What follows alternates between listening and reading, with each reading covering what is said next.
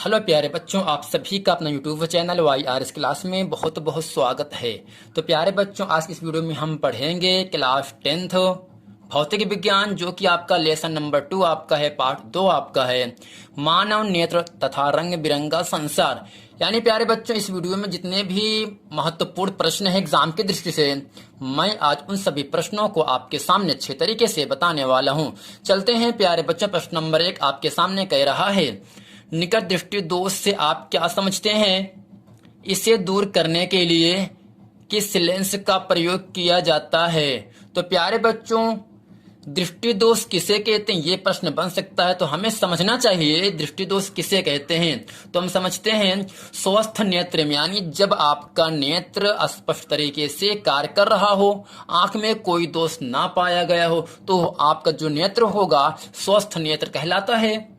यानी स्वस्थ नेत्र में दृष्टि दोष में स्थिति सभी वस्तुओं का प्रतिबिंब यदि रेटिना पर बनता है तो यह प्रतिबिंब स्पष्ट ना बने, तो इसे ही नेत्र के दृष्टि दोष कहते हैं। यानी प्यारे बच्चों, जब आपके नेत्र में कोई प्रॉब्लम ना हो तो जो प्रतिबिंब बनता है यह रेटिना पर बनता है। यदि यह प्रतिबिंब स्पष्ट रूप से ना बने तो इसे ही नेत्र का दृष्टि दोष कहते हैं। तो अब चलते हैं प्रश्न नंबर 1 में, निकट दृष्टि दोष से आप क्या समझते हैं? इसे दूर करने के लिए किस लेंस का प्रयोग किया जाता है? तो इसके उत्तर में लिखेंगे ऐसा दृष्टि दोष। तो प्यारे बच्चों, दृष्टि का मतलब देखना, दोष का मतलब कमी। आंख में जो दोष पाया जाता है उसे क्या कहते हैं? कमी कहते हैं। ऐसा दृष्टि दोष जिसमें निकट की वस्तुएं स्पष्ट दिखाई देती हैं परंतु या किंतु दूर की वस्तुएं स्पष्ट दिखाई नहीं देती हैं, इसे ही निकट दृष्टि दोष कहते हैं। यानी प्यारे बच्चों, जब आपके नेत्र में निकट की वस्तुएं स्पष्ट रूप से दिखाई दे, यानी जो पास की वस्तुएं रहे, जो नजदीक की वस्तुएं रहे, वो आपको दिखाई दें, लेकिन दूर की वस्तुएं स्पष्ट रूप से दिखाई ना देती हों, तो इस दोष को हम कहते हैं निकट दृष्टि दोष कहते हैं। अब प्यारे बच्चों, इस दोष को दूर करने के लिए हमें अवतल लेंस का प्रयोग करना पड़ता है। यानी प्यारे बच्चों, ऐसा दृष्टि दोष जिसमें निकट की वस्तुएं आपको ना दिखाई दें परंतु दूर की वस्तुएं दिखाई देती हैं, इसे ही कहा जाता है निकट दृष्टि दोष। और निकट दृष्टि दोष को दूर करने के लिए अवतल लेंस का प्रयोग किया जाता है। चलते हैं प्यारे बच्चों प्रश्न नंबर 2 में। प्रश्न नंबर 2 आपके सामने कह रहा है, दूर दृष्टि दोष से आप क्या समझते हैं? इसे दूर करने के लिए किस लेंस का प्रयोग किया जाता है? जिस प्रकार से अभी आपने सीखा निकट दृष्टि दोष किसे कहते हैं, ठीक इसी का उल्टा कर देना, वही आपको उत्तर हो जाएगा।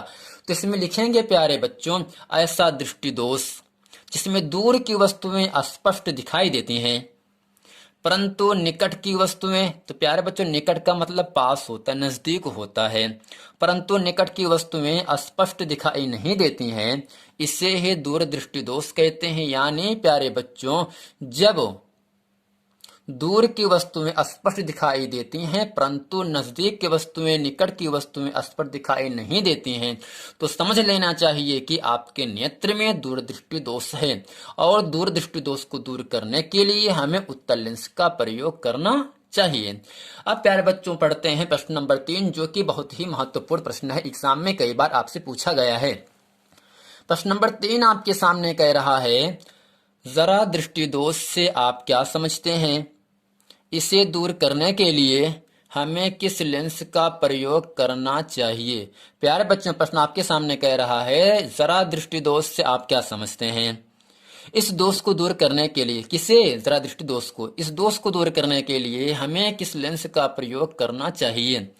तो इसके उत्तर में हम लिखेंगे, जब किसी व्यक्ति को, व्यक्ति का मतलब मानव इंसान, जब किसी व्यक्ति को ना तो दूर की वस्तुएं दिखाई पड़ती हैं और ना ही निकट की वस्तुएं दिखाई पड़ती हैं, तो ऐसे दृष्टि दोष को जरा दृष्टि दोष कहते हैं। सिंपल तरीके से आपको समझना है, यदि कोई मनुष्य है, उस मनुष्य को, उस आदमी को ना तो दूर की वस्तुएं दिखाई पड़ रही हैं और ना ही नजदीक की वस्तुएं दिखाई पड़ रही हैं। यदि उस व्यक्ति को ना तो दूर की ना तो नजदीक की वस्तुएं दिखाई पड़ रही हैं, तो समझ लेना चाहिए कि उस व्यक्ति के नेत्र में जरा दृष्टि दोष पाया गया। अब प्यारे बच्चों ये समझना, इस दोष को दूर करने के लिए हमें किसका उपयोग करना होगा?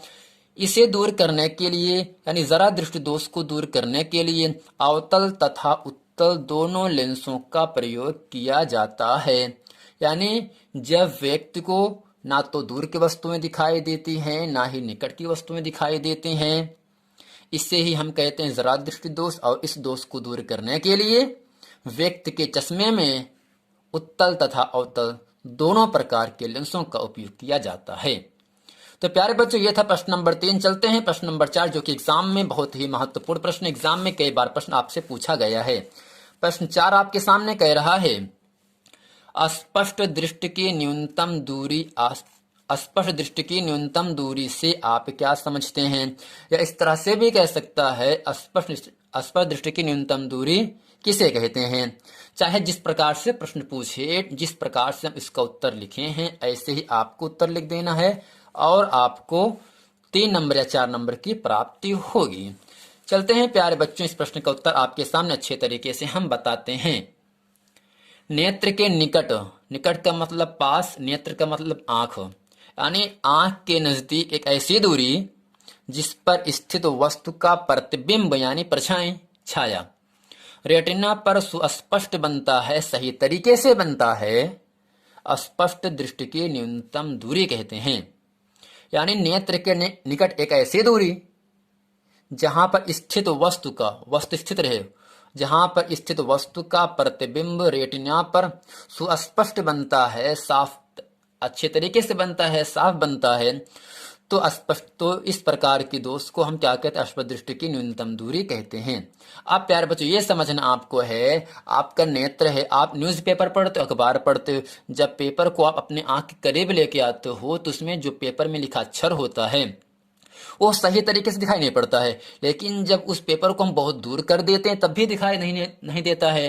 लेकिन जब उस पेपर को हम आंख से 25 सेंटीमीटर दूर कर देते हैं तब उस पेपर में लिखा हुआ अक्षर अच्छे तरीके से आपको पढ़ना और समझना आ जाता है। यानी जो स्पष्ट दृष्टि की न्यूनतम दूरी होती है वो 25 सेंटीमीटर होती है। यानी कोई वस्तु अगर 25 सेंटीमीटर दूर पर रखा है तो समझ लेना चाहिए कि उसका जो प्रतिबिंब बनेगा वह रेटिना पर सुस्पष्ट बनता है।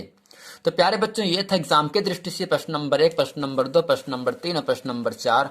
ये जो प्रश्न एग्जाम में कई बार प्रश्न पूछे हैं, इसलिए एग्जाम के दृष्टि से सभी प्रश्न बहुत ही महत्वपूर्ण प्रश्न हैं। प्यारे बच्चों, यदि ये पूरा वीडियो आपको समझ में आया है तो वीडियो को लाइक करें, कमेंट करें और सब्सक्राइब करें ताकि आने वाला वीडियो आप तक आसानी से पहुंचता रहे। मिलते हैं अगले वीडियो में, तब तक के लिए थैंक यू।